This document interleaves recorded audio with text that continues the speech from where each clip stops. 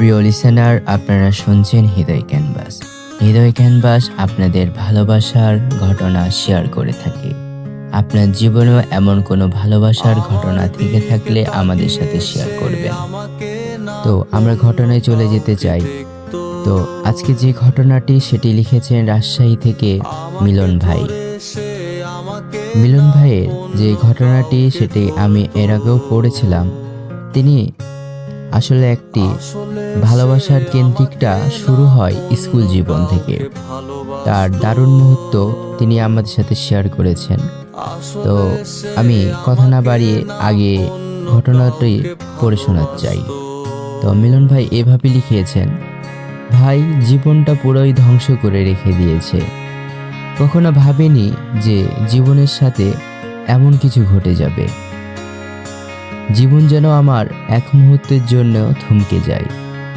কি যেন আমার হয়ে গেল, কি থেকে যেন আমি কি হারিয়ে ফেলেছি, কোথায় থেকে যেন আমি কোথায় চলে এসেছি। পরিশেষে এ কেমনভাবে ঘটল, কেমনভাবে সম্ভব এতদিনের সম্পর্ক রেখেতে আমাকে ভুলে যেতে? আদৌ কি সম্ভব? না আমি কোনো স্বপ্নই রয়েছি, স্বপ্ন ভাঙার পর সব স্বাভাবিক হয়ে যাবে? না, এটা তো আমার ভুল। আমি বাস্তব জীবনেই আমি সবকিছু উপলব্ধি করতে পারছি।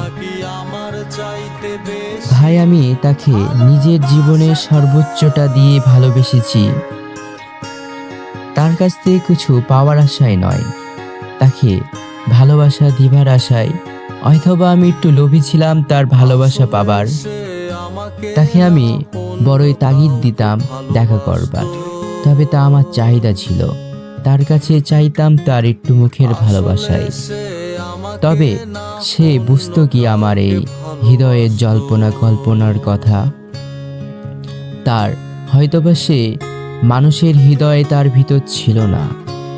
যদি থাকতো, সে কেমনভাবে পারতো আমাকে নিঃসঙ্গ একা ফেলে রেখে? তার সবই ছিল অজুহাত। তার সেই গল্প কাহিনী, কাল্পনিক গল্প সাজিয়ে সে বিদায় নিতে চাচ্ছিল।